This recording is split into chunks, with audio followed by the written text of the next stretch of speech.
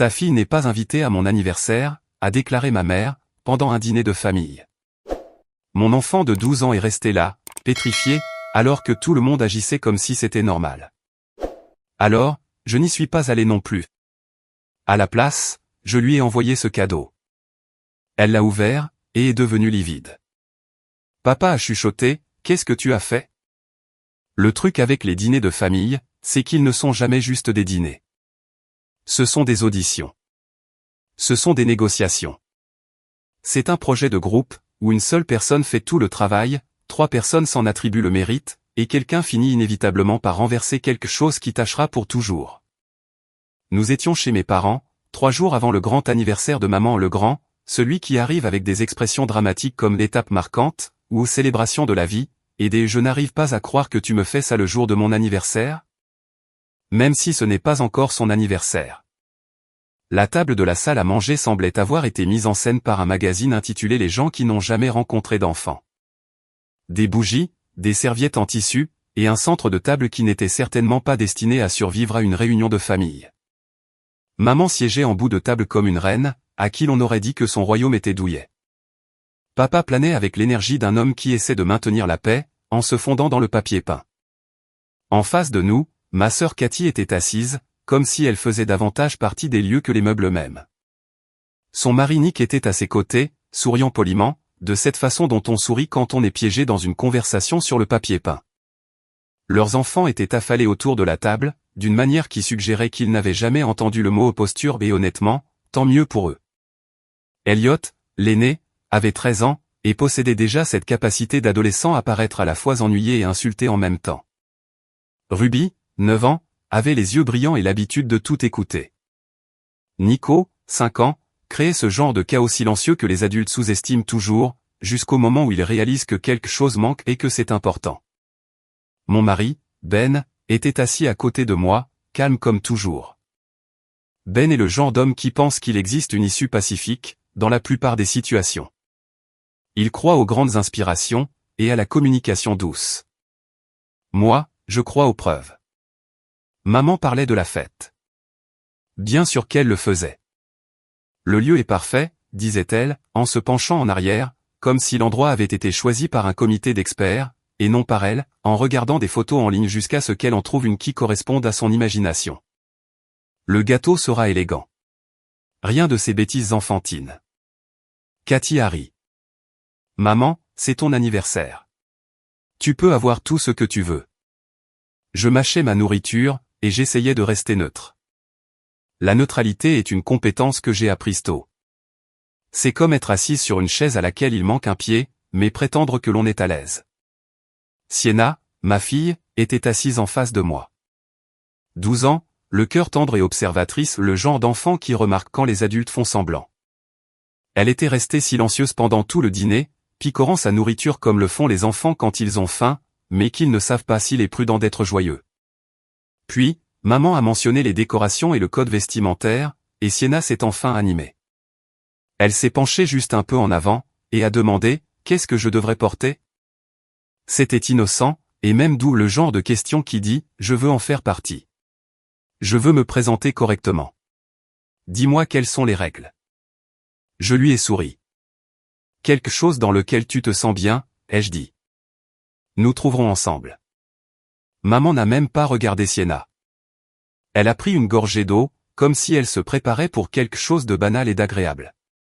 Puis, elle a dit, du même ton que l'on utilise pour mentionner que l'on a changé de lessive, « Oh, ta fille n'est pas invitée à mon anniversaire. » Les mots sont restés là, sur la table, entre nous. Le visage de Sienna a changé si vite que c'était comme voir une lumière s'éteindre. Pétrifiée. C'est le mot juste. Elle ne pleurait pas.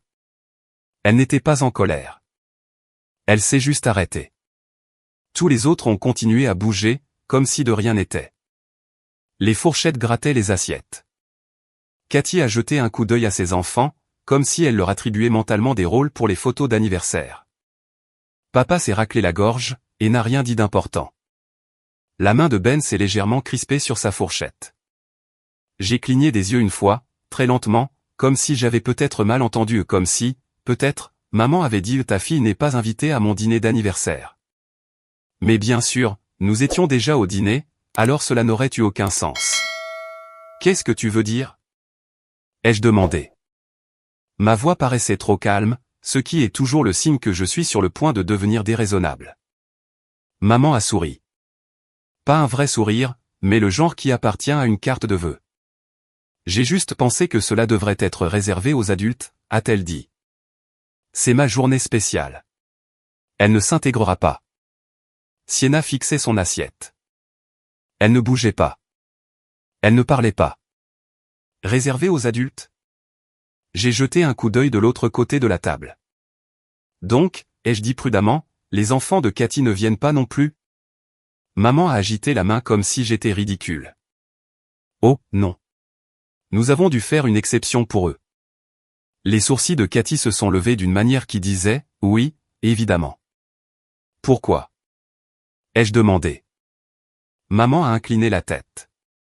Tu comprendras. Ils sont différents. Différents.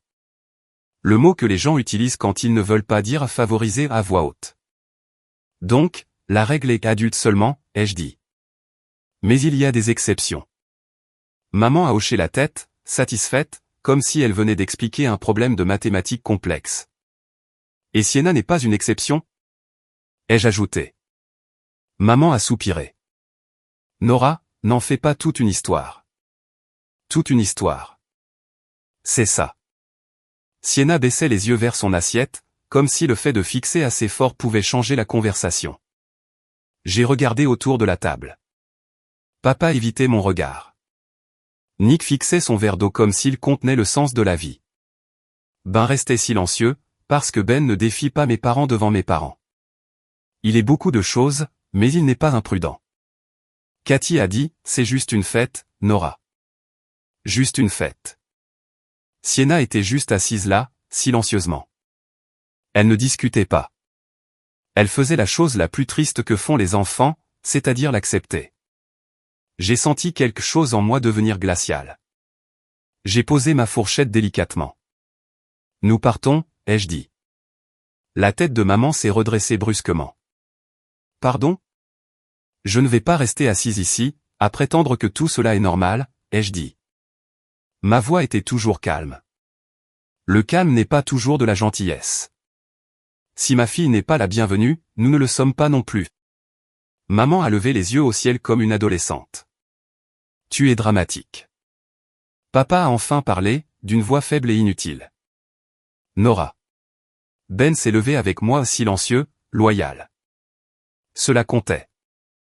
Sienna a reculé sa chaise, bougeant comme si on lui avait enfin donné la permission de respirer. Je n'ai attendu l'approbation de personne. Je n'ai pas argumenté. Je n'ai pas fait de discours. J'ai simplement rassemblé ma fille, et je suis sorti. Derrière nous, maman a marmonné quelque chose qui a résonné comme une gifle familière, toujours la reine du drame, comme d'habitude. Dans la voiture, le silence était lourd. Ben a démarré le moteur. Ses mains restaient stables sur le volant. Il ne m'a pas regardé comme si j'avais tort. Il ne m'a pas regardé comme si j'avais raison. Il regardait la route, comme si la route était la seule chose sûre. Sienna fixait la fenêtre. À mi-chemin du retour, Ben a enfin parlé doucement, de cette façon dont on parle quand on essaie d'empêcher un pont de s'effondrer. Peut-être qu'elle fait vraiment une fête pour adultes, a-t-il dit. Peut-être que c'est juste une règle. J'ai ri une fois, d'un rire bref et sans humour. Ce n'est pas une règle si elle ne s'applique qu'à nous, ai-je dit. Il y avait des exceptions pour eux, mais pas pour notre enfant. Ben a expiré. Il comprenait. Il finit toujours par comprendre. La voix de Sienna s'est élevée du siège arrière, petite et prudente. Est-ce que mamie aime mes cousins plus que moi? Il y a des questions auxquelles vous pouvez répondre. Il y a des questions auxquelles vous voulez répondre. Et puis, il y a des questions qui vous obligent à serrer le volant de votre vie, et à réaliser que vous êtes responsable de ce qui va arriver. Je me suis tourné légèrement sur mon siège, juste assez pour voir son visage. Sienna faisait encore ce truc d'enfant courageuse, essayant de ne pas craquer parce qu'elle ne voulait pas aggraver les choses. Mon cœur me faisait mal. Je voulais lui dire que mamie aime tout le monde de la même façon. Je voulais lui dire que c'était un malentendu. Je voulais lui dire que rien de tout cela n'avait d'importance. Mais je ne pouvais pas mentir à mon enfant, en face pas sur quelque chose qu'elle savait déjà au plus profond de ses os. Alors, j'ai dit la seule chose honnête que je pouvais dire sans la briser. Je t'aime, lui ai-je dit. Et je ne laisserai personne te faire sentir que tu n'es pas à ta place. Sienna a hoché la tête, comme si elle avait attendu exactement cette phrase. Quand nous sommes rentrés, je l'ai bordée plus tôt que d'habitude, non pas parce qu'elle était fatiguée, mais parce que la journée lui avait pris quelque chose. Puis, je me suis assise dans ma cuisine, fixant le vide, alors que la colère se transformait en quelque chose de plus tranchant. L'anniversaire de maman était dans 3 jours.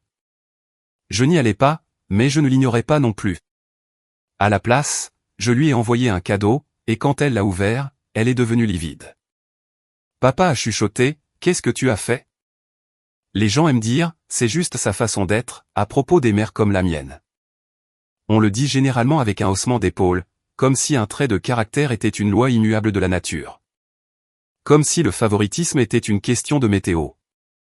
Mais j'ai grandi dans cette maison. Je connais la différence entre une tempête, et quelqu'un qui choisit délibérément qui sera mouillé. Cathy a 2 ans de moins que moi. 2 ans, c'est l'écart entre je peux verser mes céréales toute seule et je vais quand même verser les céréales, mais en me plaignant. Mais dans notre famille, ces 2 années étaient traitées comme une génération entière, chaque fois que c'était pratique. Quand j'avais 9 ans, Cathy en avait 7, ce qui signifiait qu'elle n'était qu'un bébé. Quand j'en avais 13, Cathy en avait 11, ce qui signifiait qu'elle était trop sensible. Quand j'en avais 16, Cathy en avait 14, ce qui signifiait ne sois pas dur avec elle. Et quand je suis devenu adulte, cela a signifié tu peux gérer ça toute seule. Il y avait toujours une règle, dans mon enfance. Les règles étaient l'outil préféré de maman. Elles semblaient juste de l'extérieur, elles paraissaient raisonnables. Elles lui donnaient le confort d'avoir raison. Le seul problème, c'est que les règles étaient surtout pour moi. L'un des exemples les plus clairs s'est produit lors de la fête du 8e anniversaire de Cathy. Maman avait scotché un panneau écrit à la main près de l'entrée du salon. Rien de sophistiqué, juste assez autoritaire pour mettre fin aux disputes. Jeu de fête pour les enfants jusqu'à 10 ans, disait-il. J'avais eu 10 ans à peine 2 mois plus tôt. 2 mois. J'étais encore une enfant. Je voulais encore jouer. Avant que le premier jeu ne commence, maman m'a prise à part, la voix douce comme si c'était pour mon propre bien. Tu es trop vieille pour participer, m'a-t-elle dit. Tu ne seras pas à ta place. J'ai cligné des yeux. Maman, je viens juste d'avoir 10 ans. Maman a souri. Les règles sont les règles. Puis elle m'a tendu une pile d'assiettes en papier. Tu peux aider. Pas plus tard. Pas pendant 5 minutes. Aider. J'ai donc travaillé pendant la fête, les ballons, les boissons, essuyé les verres renversés pendant que les enfants jouaient. Et puis, j'ai vu Marc et Tessa dans le cercle de jeu. Marc avait 11 ans. Tessa en avait 10 et demi, déjà plus grande que la plupart des garçons. C'étaient les enfants de Linda, l'amie de maman invitée, inclus, riant comme si le panneau ne s'appliquait pas à eux. J'ai fixé le panneau, puis je les ai fixés, essayant de comprendre ce que j'avais manqué. Je me suis penché et j'ai chuchoté, est-ce qu'ils ne sont pas au-dessus de la limite d'âge? Maman n'a même pas hésité.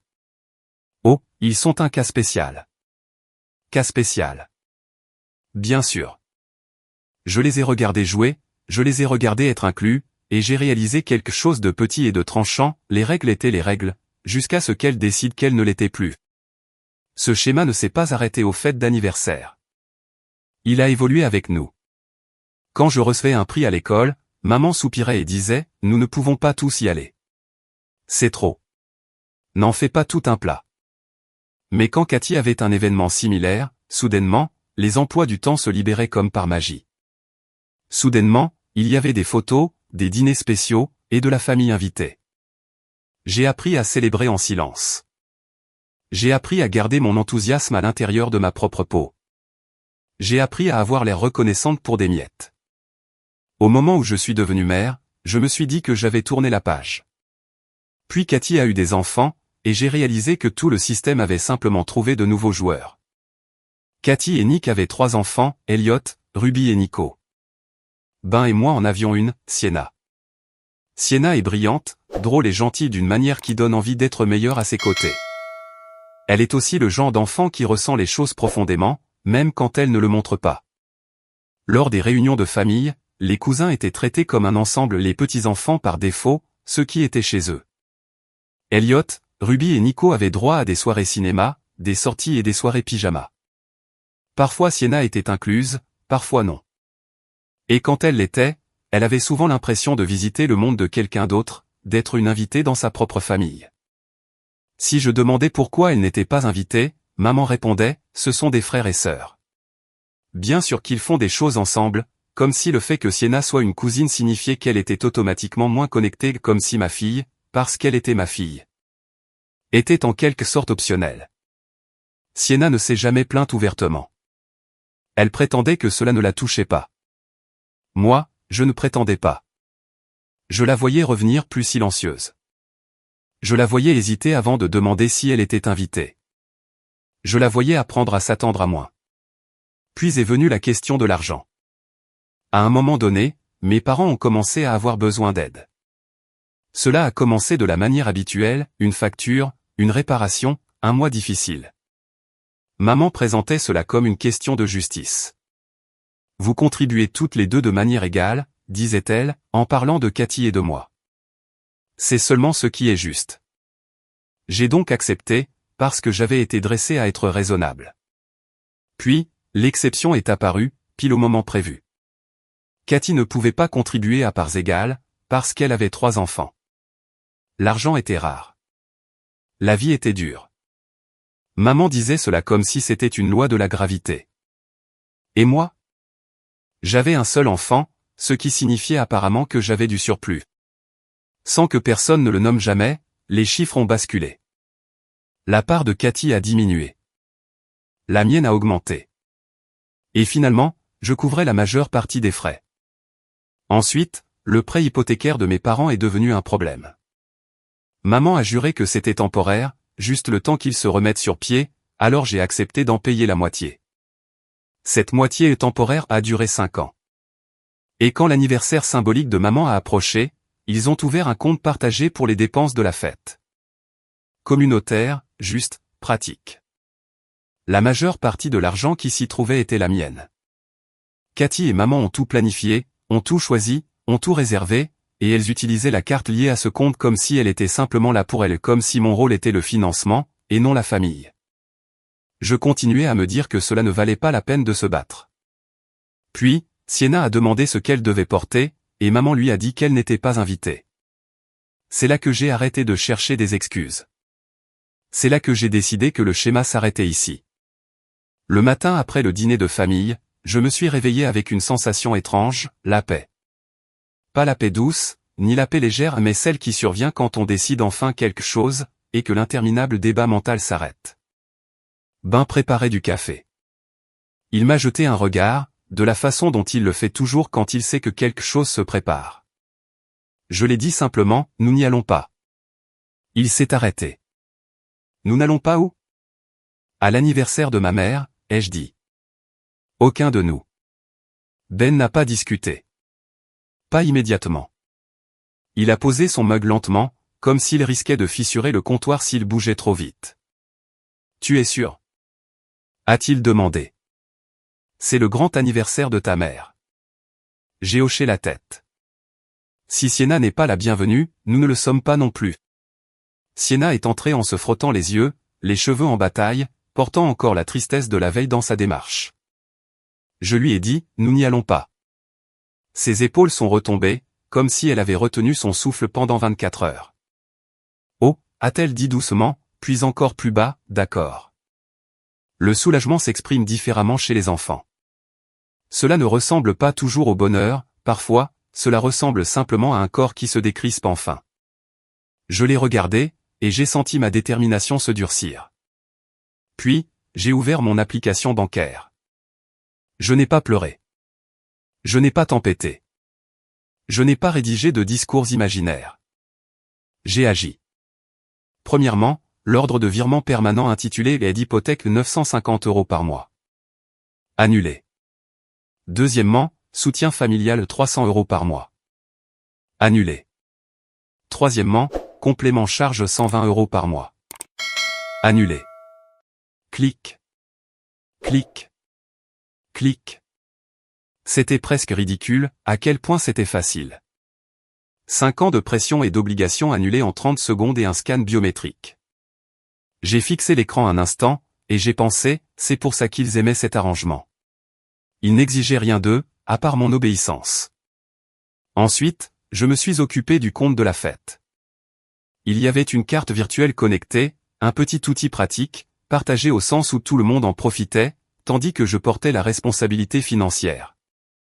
Certains frais étaient déjà passés, des dépôts, des paiements initiaux, mais les gros montants arrivaient encore, ceux qui tombent juste avant un événement, quand les prestataires finalisent les totaux et que les salles prennent leur part. Maman avait supposé que cette carte continuerait de fonctionner. Elle avait supposé, comme toujours, que mon rôle était de financer et d'endurer. J'ai gelé la carte bloquée, désactivée. Quelle que soit la manière dont l'application formulait la chose, le résultat était le même, toute tentative de paiement échouerait. Puis j'ai ouvert le solde du compte partagé, 4 800 €. Mes contributions, 4 200 €. J'ai transféré mon argent vers mon propre compte. Pas de manière dramatique, pas avec une note, pas avec un avertissement, juste discrètement, comme on reprend quelque chose qui nous appartient. Si ma fille n'était pas la bienvenue, mon argent ne l'était pas non plus. Maintenant, venait le cadeau. J'ai acheté une boîte simple, je l'ai emballée proprement à rien de tape à accent grave-l'œil, rien qui ne hurle « je suis sur le point de gâcher ta fête ». À l'intérieur, j'ai placé une lettre. La lettre était le vrai cadeau, celui dont on se souvient. Je l'ai écrite avec soin, pas avec colère, pas avec des insultes, mais avec la vérité, énoncée clairement, comme une limite qu'on ne peut pas prétendre ne pas avoir entendue. Voici ce que j'ai écrit. Maman, j'ai passé des années à te chercher des excuses. Je me disais que ce n'était pas du favoritisme. Je me disais que j'imaginais tout cela. Je me disais qu'il était plus facile de garder le silence. Mais tu as franchi une ligne que tu ne peux plus franchir en sens inverse, quand tu as exclu ma fille de ton anniversaire tout en invitant tes autres petits-enfants.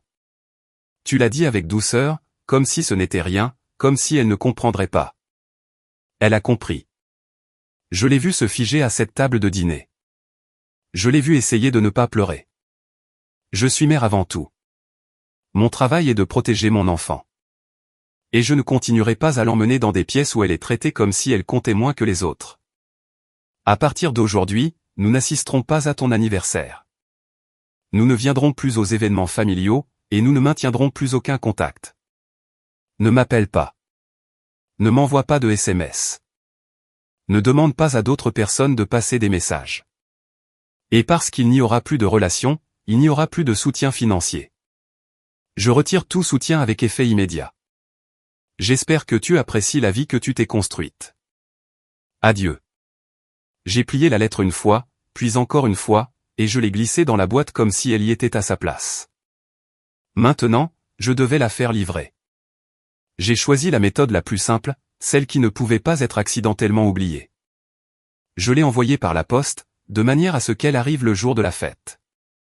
Pour qu'elle soit ouverte au moment où l'on ouvre les cadeaux, pour qu'elle tombe exactement au moment où maman s'attendait à des applaudissements. Puis, j'ai attendu. Le jour de la fête, notre maison était étrangement calme. Ben a emmené Sienna manger une glace pas comme une récompense, pas comme une distraction, juste comme une petite affirmation, nous avons le droit de passer une bonne journée. Je suis resté à la maison. Mon téléphone était posé sur le comptoir comme un animal endormi. Je n'ai pas eu à attendre longtemps. Le premier appel est arrivé au milieu de l'après-midi. Le nom de maman a illuminé mon écran.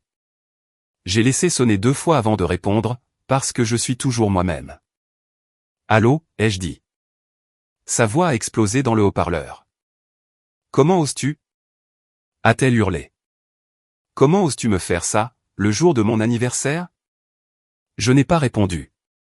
Le silence est une chose puissante quand quelqu'un s'attend à ce que vous vous confondiez en excuses. Puis, elle a dit plus fort, comme si le volume pouvait transformer la réalité en son histoire préférée, j'ai ouvert ton cadeau.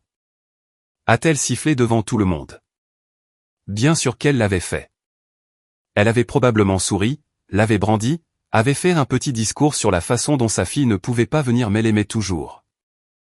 Elle s'était probablement attendue à quelque chose de sentimental, quelque chose qui la ferait paraître chérie. À la place, elle a eu ma lettre. En arrière-plan, j'entendais des voix, des invités, du mouvement, un tintement de verre, puis plus bas, tout près du téléphone, la voix de papa, « Qu'est-ce que tu as fait ?» Ce n'était pas dirigé contre moi, c'était dirigé contre elle, comme s'il regardait le rayon de l'explosion, et essayait d'en identifier la source. Maman a continué, outrée. « Tu m'as embarrassé. Tu m'as humilié devant mes invités. » Je ne l'ai pas lu à haute voix, ai-je dit calmement. Elle a produit un son qui aurait pu être un hoquet de surprise ou un grognement. Puis quelque chose a basculé, sa fureur s'est mêlée de panique. Et c'est quoi cette absurdité à propos de l'argent ? A-t-elle lâché? Les prestataires appellent. La carte ne fonctionne pas. Le compte est vide. Qu'est-ce que tu as fait? Je me suis appuyé contre le comptoir. Ma voix restait stable. J'ai retiré mon soutien financier, ai-je dit. Avec effet immédiat. Tu ne peux pas. A-t-elle dit, comme si elle déclarait une loi. Nous en avons besoin. J'ai failli rire. L'audace était si familière, c'était pratiquement un héritage familial. Tu as exclu mon enfant, ai-je dit. Tu n'as plus accès à elle, et tu n'as plus accès à mon portefeuille. Maman a bafouillé. C'était réservé aux adultes. Et pourtant, Elliot, Ruby et Nico sont là, ai-je répliqué. Règle intéressante. Elle a essayé de me couper la parole. Ils sont différents. C'est la famille. J'ai senti ma mâchoire se crisper. Sienna est la famille, ai-je dit. Ou du moins, elle était censée l'être. La voix de papa s'est encore élevée, basse, urgente. Nora. Je pouvais l'imaginer debout derrière elle, essayant de la calmer, essayant de faire disparaître tout ça à un homme qui a passé sa vie entière à gérer ses humeurs, et à appeler cela la paix. La voix de maman est devenue plus tranchante. Alors c'est tout? Tu nous coupes les vivres? Tu vas abandonner ta propre mère? Je protège mon enfant, ai-je dit. Tu es égoïste. A-t-elle craché? J'ai inspiré lentement. C'est ma limite, ai-je dit. Ne m'appelle plus jamais. Puis, j'ai raccroché. Clic. Le silence qui a suivi était si total qu'il semblait irréel. Et pourtant, pour la première fois depuis longtemps, le silence ne ressemblait pas à de la solitude. Il ressemblait à de l'espace. La campagne de dénigrement a commencé avant même que mon téléphone n'ait refroidi. Cela peut paraître dramatique, mais quand on a une famille comme la mienne, la rapidité fait partie de la stratégie. Ils ne laissent pas l'histoire se tasser. Ils ne laissent pas la vérité respirer. Ils remplissent l'air, très vite, avec leur version. Dès le lendemain matin, mon téléphone vibrait comme s'il avait une mission. Une tante, un cousin, un ami de la famille à qui je n'avais pas parlé depuis 3 ans et quelqu'un qui m'avait même emprunté un plat à gratin, et ne me l'avait jamais rendu. J'ai répondu au premier par habitude. Qu'est-ce que tu as fait? A exigé une parente éloignée non pas comme une question, mais comme une accusation. Comment as-tu pu faire ça à ta mère? M'a réprimandé une autre voix. On n'a qu'une seule maman, a dit quelqu'un, comme s'il s'agissait d'un bon d'achat que j'étais obligé d'utiliser. Au 3e appel, j'ai arrêté de jouer le jeu. C'est d'ordre privé, ai-je dit. Je n'en discute pas. Certaines personnes ont soufflé et ont raccroché. D'autres ont essayé de nouveau. Mais c'est ta mère. Oui, ai-je dit, et c'est toujours privé. Quelques personnes, celles auxquelles je tenais vraiment, ont posé la question différemment. Elles n'ont pas commencé par le jugement. Elles ont commencé par l'inquiétude. Nora, m'a dit l'une de mes cousines doucement, qu'est-ce qui s'est passé? Alors je lui ai raconté pas toute l'histoire, pas l'enfance, pas les années à tout encaisser, juste les faits. Je les soutiens financièrement depuis des années, ai-je dit. Et ils ont désinvité Sienna de l'anniversaire tout en invitant les autres petits-enfants. Ils ont appelé ça adulte seulement. Ce n'était pas adulte seulement. Il y a eu un silence à l'autre bout du fil, puis, doucement, ce n'est pas correct. C'était étrange d'entendre quelqu'un d'autre le dire comme une vérité simple. Pas un débat, pas un drame, juste la réalité. Quelques autres proches ont entendu le même résumé, et ont réagi de la même façon. Le choc d'abord, puis la clarté. Et puis, comme si mes parents étaient déterminés à me donner raison, l'escalade suivante est arrivée dans le courrier.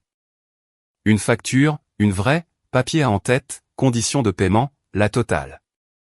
2360 € pour le solde final de la salle d'anniversaire, payable sous 5 jours.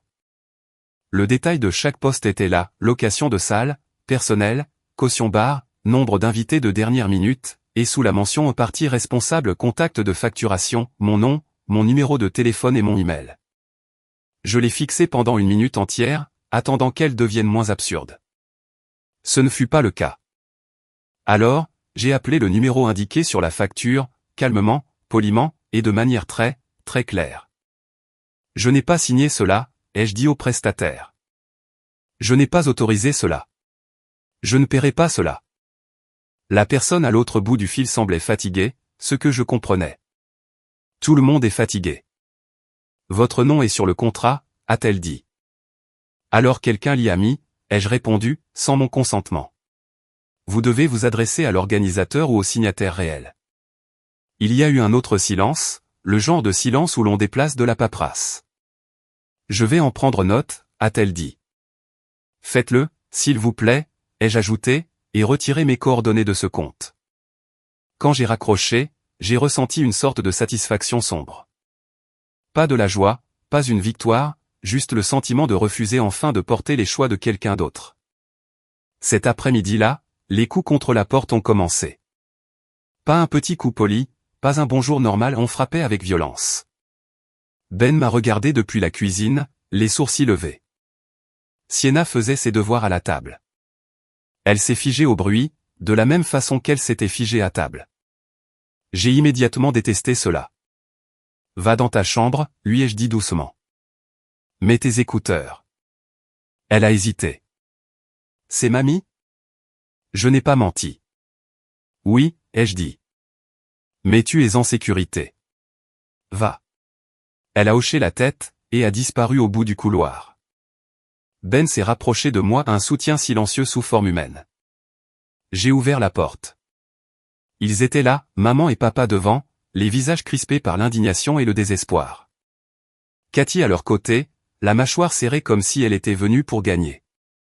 Nick un peu en retrait, ressemblant exactement à un homme qui voulait être n'importe où ailleurs.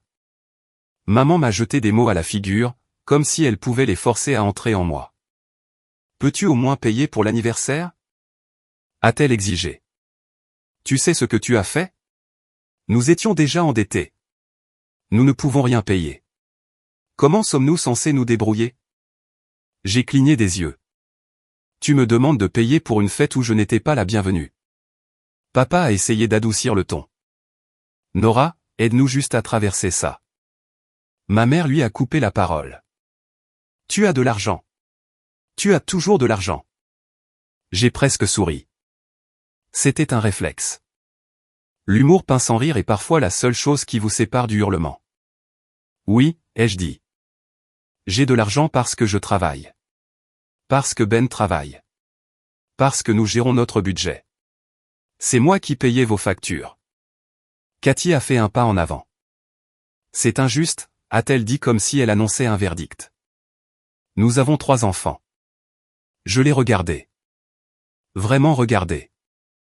Et cela veut dire quoi? Ai-je demandé. Que je dois financer ta vie parce que tu as eu plus d'enfants que moi. Les yeux de Cathy ont lancé des éclairs. Tu agis comme si nous avions fait quelque chose de mal. J'ai ri doucement. Tu veux dire, à part exclure ma fille de l'anniversaire de sa grand-mère, et prétendre que c'était une règle? Maman a crié, c'était réservé aux adultes. Arrête de faire semblant, ai-je dit. Je me suis appuyé contre le chambranle de la porte. Tu ne me traites pas comme ta fille, ai-je continué. Tu ne traites pas Sienna comme ta petite fille, et pourtant, tu veux toujours mon argent. Le visage de papa s'est crispé. Ce n'est pas juste. C'est exact, ai-je dit. La voix de maman a monté d'un ton. La famille est de la famille. J'ai hoché la tête lentement. Tu as raison. La famille est de la famille. La famille ne met pas un enfant à l'écart, en appelant cela une règle. Je sors du rôle que tu m'as assigné, celui où je paie et où je souris, pendant que mon enfant est traité comme si elle était facultative. Nick a changé de position, les yeux fixés quelque part au-dessus de mon épaule, comme s'il regardait une horloge invisible. Maman a encore poussé en avant. Alors, tu vas vraiment faire ça? Tu nous coupes vraiment les vivres? Oui, ai-je dit. Ses yeux se sont rétrécis. Pour une seule fête? J'ai senti quelque chose s'apaiser dans ma poitrine. Ce n'était pas juste une fête, ai-je dit. C'était la fête de trop. Pendant un moment, il y a eu un silence. Pas la paix, ni la compréhension, juste cette pause que l'on obtient quand quelqu'un réalise que ses moyens de pression habituels ont disparu. Les épaules de papa se sont légèrement affaissées, comme s'il pouvait enfin voir la situation clairement, et qu'il la détestait. Cathy avait l'air furieuse, mais il y avait autre chose aussi et de la peur, peut-être. La peur d'être la suivante sur la liste pour porter le fardeau. Maman m'a regardé comme si j'étais une étrangère. Puis, elle a fait ce qu'elle faisait toujours quand elle ne gagnait pas, elle s'est détournée. C'est incroyable, a-t-elle craché, après tout ce que nous avons fait pour toi. La main de Ben a frôlé mon dos, un rappel silencieux que je n'étais pas seul. Je les ai regardés descendre les marches du porche, l'un après l'autre. Maman la première, plus dramatique que jamais. Papa suivant comme une excuse qu'il n'avait jamais tout à fait formulée. Cathy, raide et offensée. Nick à la traîne, comme s'il avait été enrôlé dans une guerre qu'il n'avait pas commencée. Lorsqu'ils ont atteint l'allée, maman s'est retournée. Tu vas le regretter, a-t-elle dit. Je n'ai pas répondu. J'ai fermé la porte. Mes mains ont tremblé pendant environ 10 secondes, puis elles se sont arrêtées. Ben a expiré. Ça va? J'ai hoché la tête, même si ma gorge était serrée. La porte de la chambre de Sienna s'est entr'ouverte. Ses yeux guettaient, prudents. C'est fini? A-t-elle demandé. Oui, ai-je dit. Ils sont partis. Elle est descendue lentement le couloir, comme si elle faisait un pas de retour dans un monde dont elle n'était pas sûre qu'il soit stable. Ben s'est agenouillé près d'elle. Tu es en sécurité, a-t-il dit doucement. Sienna m'a regardé. Est-ce qu'on a des ennuis? Cette question a brisé quelque chose en moi, pas la partie forte, mais la vieille partie, celle qui se souvenait d'être une enfant, et de penser que la colère des adultes était une loi à laquelle on ne pouvait pas échapper. Je me suis accroupi devant elle. Non, ai-je dit, tu n'as pas d'ennui. Rien de tout cela n'est de ta faute, et je ne laisserai personne te traiter comme si tu n'avais pas d'importance. Sienna a dégluti. Puis elle a hoché la tête, et pour la première fois depuis ce dîner, elle a paru plus légère. 6 mois plus tard, notre maison semblait différente. Pas plus silencieuse, mais plus légère. Sienna s'est remise à chanter, juste à voix basse, pendant qu'elle faisait ses devoirs. Ben croisait mon regard par-dessus son café, d'un air qui disait « tu vois ». Et j'ai arrêté de tressaillir chaque fois que mon téléphone vibrait. Nous avions de l'argent à nouveau, du vrai argent. Quand on arrête de payer le prêt hypothécaire de quelqu'un d'autre, on peut remplacer un lave-vaisselle en panne sans avoir besoin d'un sommet familial. Les tentatives de culpabilisation arrivaient encore. Des cousins prenaient des nouvelles de la famille, des amis qui prétendaient ne pas prendre parti, tout en le faisant absolument. Je gardais mes réponses courtes. Parfois, je ne répondais pas du tout. Par le bouche à oreille, j'ai appris l'essentiel, ils s'étaient adaptés. Mes parents avaient emménagé dans plus petit. Maman avait pris un travail à temps partiel. Cathy avait trouvé un vrai emploi. Ils ont survécu. Ils l'auraient toujours pu et ils préféraient simplement ne pas le faire tant que j'étais disponible. Une année entière s'est écoulée sans aucun contact. Puis, un après-midi, mon téléphone a sonné, Cathy. Sienna était sortie avec une amie. Bien. J'ai répondu quand même. Salut, a dit Cathy. Sa voix ne paraissait pas courageuse, elle semblait fatiguée. Maman, c'est beaucoup à gérer. J'ai laissé le silence faire son travail. Elle m'a demandé de l'aide, a avoué Cathy. De l'argent, du temps, tout. Puis, plus bas, et je n'avais pas réalisé tout ce que tu faisais. Pas vraiment. Je me suis adossé dans ma chaise. Et pour l'anniversaire? Ai-je demandé. Cathy a hésité. Oui, a-t-elle dit. Je comprends, maintenant. Ce qu'elle a dit à propos de Sienna. Ce n'était pas bien. Ça n'efface rien. Ça ne répare pas le passé, mais c'était la chose la plus proche d'une prise de responsabilité que notre famille ait jamais réussi à produire. Je ne t'appelle pas pour te faire revenir, a-t-elle ajouté rapidement. Je voulais juste que tu le saches. D'accord, ai-je dit. Et pour une fois, c'était suffisant. Quand j'ai raccroché, Ben m'a regardé. Comment tu te sens? Je n'ai pas eu besoin de réfléchir. Stable, ai-je répondu. Parce que mon foyer était calme, ma fille était en sécurité, et ma vie ne dépendait plus du fait de devoir gagner l'amour de gens qui la traitaient comme une exception. C'était là ma récompense. C'était là tout l'intérêt. Pensez-vous que les grands-parents valent la peine s'ils traitent un enfant comme une exception? Resteriez-vous sans aucun contact, ou n'autoriseriez-vous le contact qu'avec des règles strictes? Dites-le moi dans les commentaires, et abonnez-vous pour plus d'histoires.